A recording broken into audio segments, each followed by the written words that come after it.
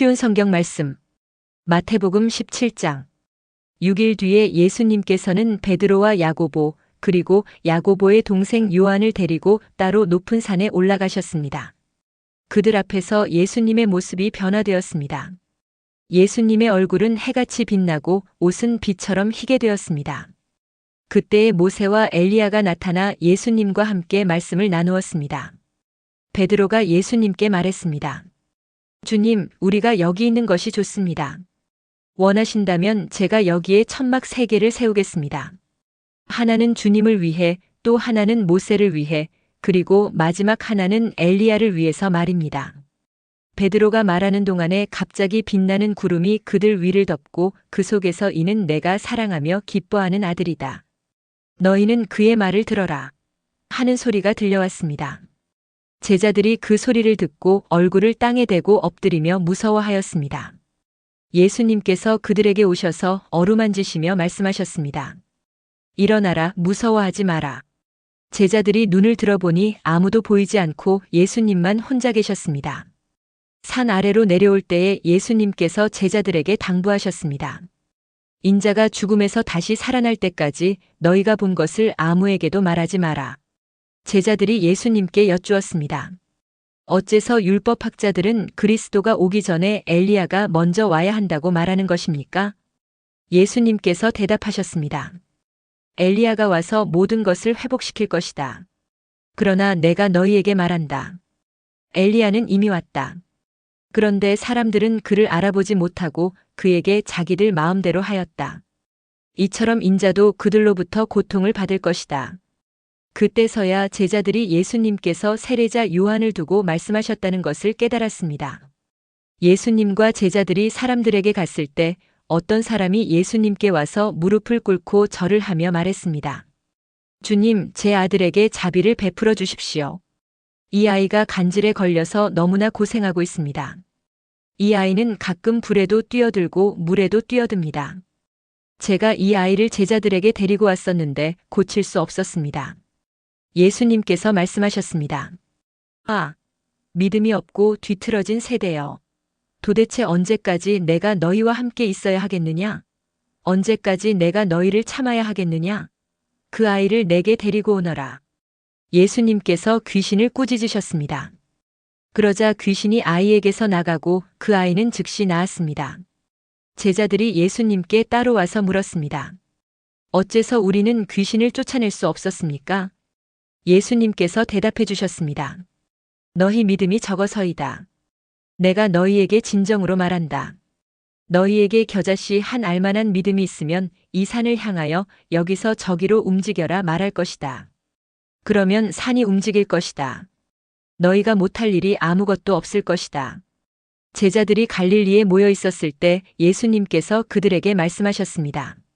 인자가 사람들의 손에 넘겨질 것이고 사람들은 그를 죽일 것이다. 그러나 3일째 되는 날에 다시 살아날 것이다.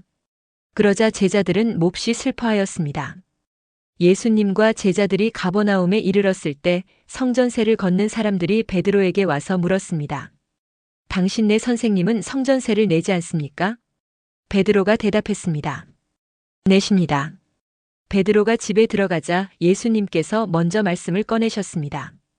어떻게 생각하느냐? 시몬아, 이 세상의 왕들은 관세와 세금을 누구에게서 받느냐? 왕의 자녀들한테서냐? 아니면 다른 사람들한테서냐?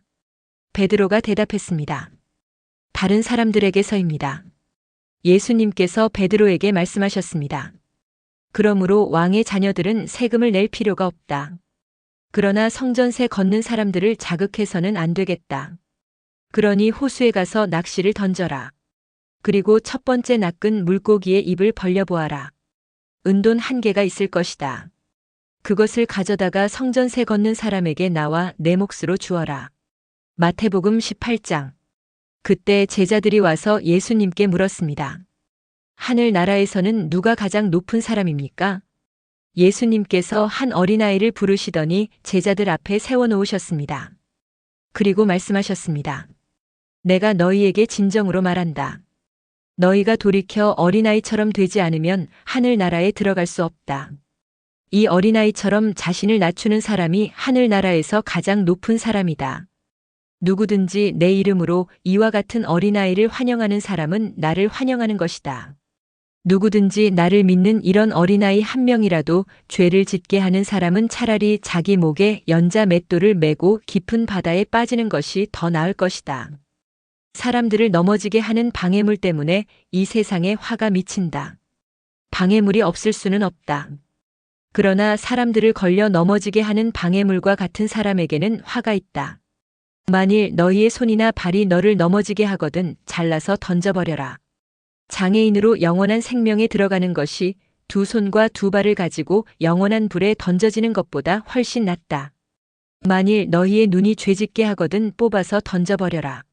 한 눈만 가지고 영원한 생명에 들어가는 것이 두 눈을 가지고 지옥불에 던져지는 것보다는 훨씬 낫다. 이 어린아이 한 명이라도 업신여기지 마라. 내가 너희에게 말한다. 그들의 천사들이 하늘에 계신 내 아버지의 얼굴을 항상 뵙고 있다. 너희는 어떻게 생각하느냐? 만일 어떤 사람에게 100마리의 양이 있는데 그 중에서 한 마리가 길을 잃었다면 산에 99마리의 양을 남겨두고 길 잃은 그 양을 찾으러 가지 않겠느냐? 내가 진정으로 말한다. 만일 양을 찾게 되면 길을 잃지 않은 99마리의 양보다 그 양 한 마리 때문에 더욱 기뻐할 것이다. 마찬가지로 이 어린아이 중 하나라도 잃어버리는 것은 하늘에 계신 너희 아버지의 뜻이 아니다. 만일 내 형제가 내게 죄를 짓거든 가서 단 둘이 있을 때에 잘못을 지적하여라. 만일 그가 내 말을 들으면 내 형제를 얻은 것이다. 그러나 만일 내 말을 듣지 않으면 한두 사람을 데리고 다시 가거라. 그래서 내가 하는 모든 말에 두세 사람의 증인을 대라. 만일 그들의 말도 들으려고 하지 않으면 교회에 말하여라. 만일 교회의 말도 듣지 않으려고 하면 이방 사람이나 세리처럼 여겨라. 내가 너희에게 진정으로 말한다. 너희가 이 세상에서 묶은 것은 하늘에서도 묶여 있을 것이다. 이 세상에서 너희가 푼 것은 하늘에서도 풀려 있을 것이다. 다시 너희에게 진정으로 말한다.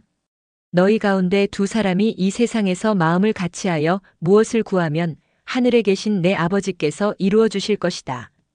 두세 사람이 나의 이름으로 모인 곳에는 나도 그들 가운데 있을 것이다. 그때 베드로가 예수님께 와서 물었습니다.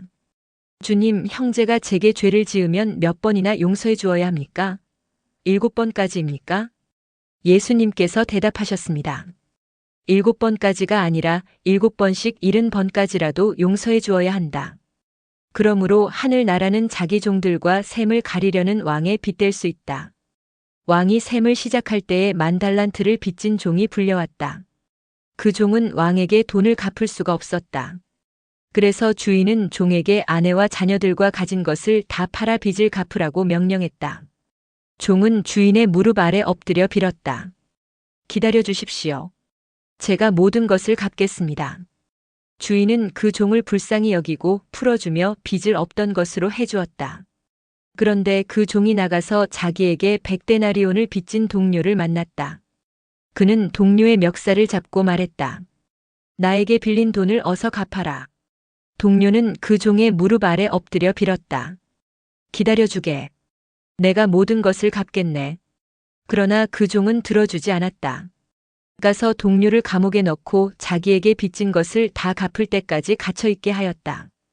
다른 동료들이 이 광경을 보고 매우 딱하게 여겨 주인에게 가서 일어난 일을 자세히 말씀드렸다. 그러자 주인이 그 종을 불러 말했다. 이 악한 종아, 내가 나에게 빌기에 내가 내 모든 빚을 없던 것으로 해주었다. 내가 내게 자비를 베풀었던 것처럼 너도 내 동료에게 자비를 베풀어야 하지 않느냐? 그 주인은 매우 화가 나서 그 종을 감옥에 넣고 자기에게 빚진 것을 다 갚을 때까지 감옥에 있게 하였다. 이와 같이 너희가 형제를 마음으로부터 용서하지 않는다면 하늘에 계신 내 아버지께서도 너희에게 이같이 하실 것이다. 오늘도 은혜 넘치는 하루 되시길 기도드립니다.